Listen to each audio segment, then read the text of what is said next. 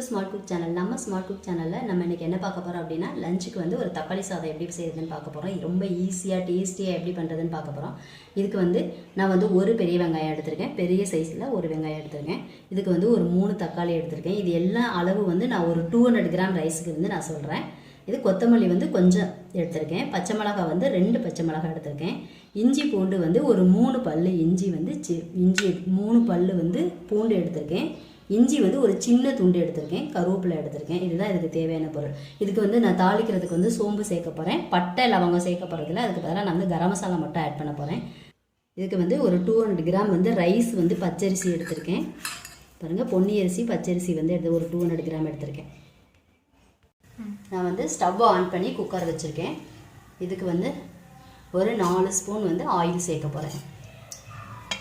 அவ்வளோதாங்க. இது தாளிக்கிறதுக்கு வந்து கொஞ்சம் சோம்பு சேர்க்க போகிறேன். சோம்பு வந்து வந்துச்சு. இது கூட நம்ம ஆனியன் சேர்த்துக்கலாம். கட் பண்ணி வச்சுருக்க ஆனியன் வந்து இது கூட சேர்த்துக்கலாம். கருவேப்பிலை சேர்த்துக்கலாம். 2 பச்சை மிளகாய் இது கூட ஆட் பண்ணிக்கலாம். இஞ்சி பூண்டு வந்து நம்ம மிக்சியில் அரைச்சி எடுத்துக்கலாம்.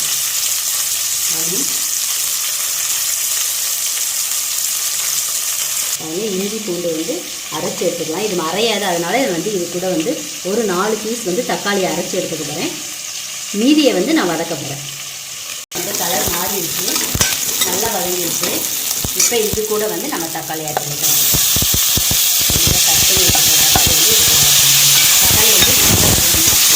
தக்காளி வந்து நல்லா வதங்கிடுச்சு. இப்போ இது கூட நம்ம வந்து கட் பண்ணி வச்சுருக்க கொத்தமல்லி சேர்த்துக்கலாம். இப்போ அரைச்சி வச்சுருக்க இஞ்சி பூண்டு பேஸ்ட் வந்து இது கூட சேர்த்துக்கலாம். இஞ்சி பூண்டு பேஸ்ட் வந்து இது கூட சேர்த்துக்கிறேன்.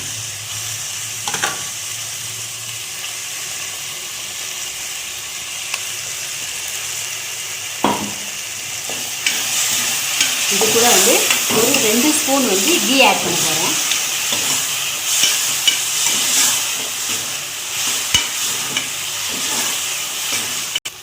இது கூட வந்து ஒரு 3/4 டீஸ்பூன் வந்து மிளகாத்தூள் ஆட் பண்ண போகிறேன். ஏன்னா 2 பச்சை மிளகாய் சேர்த்துப்போம், அதனால் ஒரு 3/4 டீஸ்பூன் ஆட் பண்ணால் போதும். அதே மாதிரி தனியாத்தூள் வந்து ஒரு டேபிள் ஸ்பூன் ஆட் பண்ண போகிறேன். இது கூட வந்து கொஞ்சமாக கரம் மசாலா ஆட் பண்ணுறேன். ஒரு டேபிள் ஸ்பூன் வந்து கரம் மசாலா ஆட் பண்ணுறேன். இது கூட கீ வந்து ஒரு 2 டேபிள் ஸ்பூன் வந்து கீ ஆட் பண்ண போகிறேன்.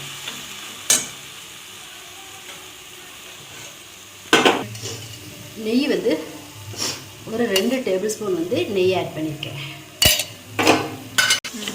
நம்ம சேர்த்த இஞ்சி பூண்டு பேஸ்ட்டு, மிளகாத்தூள், மல்லித்தூள் எல்லாமே நல்லா வந்து மிக்ஸ் ஆகிடுச்சு. அந்த பச்சை வாசனை எல்லாம் போயிடுச்சு. இப்போ இது கூட வந்து நம்ம ரைஸ் ஆட் பண்ண போகிறோம். அந்த 200 கிராம் ரைஸ் வந்து இது கூட ஆட் பண்ணிருக்கேன்.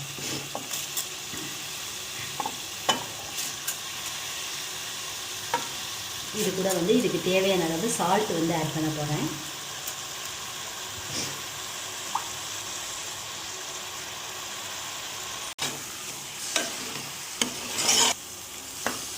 இது ஒரு 3 டம்ளர் வந்து தண்ணி சேர்த்துக்கலாம்.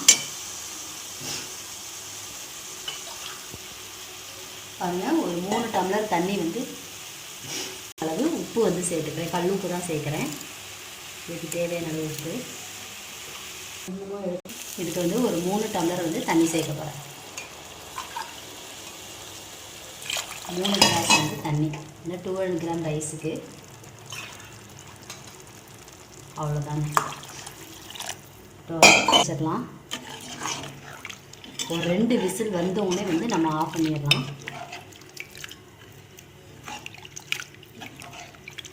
எவ்வளோ அருமையாக இருக்குது பாருங்கள். நம்ம வந்து இப்போ இதை க்ளோஸ் பண்ணி வச்சிடலாம். ஒரு 2 விசில் வந்தோடனே நம்ம வந்து ஆஃப் பண்ணிடலாம். 2 விசில் வந்தால் போதும், ஆஃப் பண்ணிடலாம். 2 விசில் வந்து அடங்கிடுச்சு. நான் எடுக்க போகிறேன். இந்த தக்காளி சாதம் எப்படி இருக்குன்னு பார்க்கலாம். சூப்பராக இருக்குது. உதிரி உதிரியாக ரொம்ப டேஸ்ட்டாக இருக்காங்க. ரொம்ப நல்லா வந்துட்டு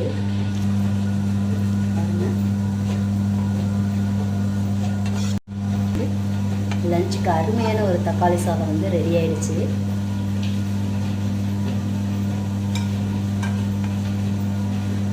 பாருங்க, ரொம்ப டேஸ்டியான ஒரு தக்காளி சாதம் ரெடி ஆயிடுச்சு. ரொம்ப ஈஸியாக சிம்பிளாக எல்லாருமே செய்யக்கூடியது. இந்த வீடியோ பிடிச்சிருந்தா லைக் பண்ணுங்கள், ஷேர் பண்ணுங்கள், ஸ்மார்ட் ஃபுட் சேனலுக்கு சப்ஸ்கிரைப் பண்ணுங்கள்.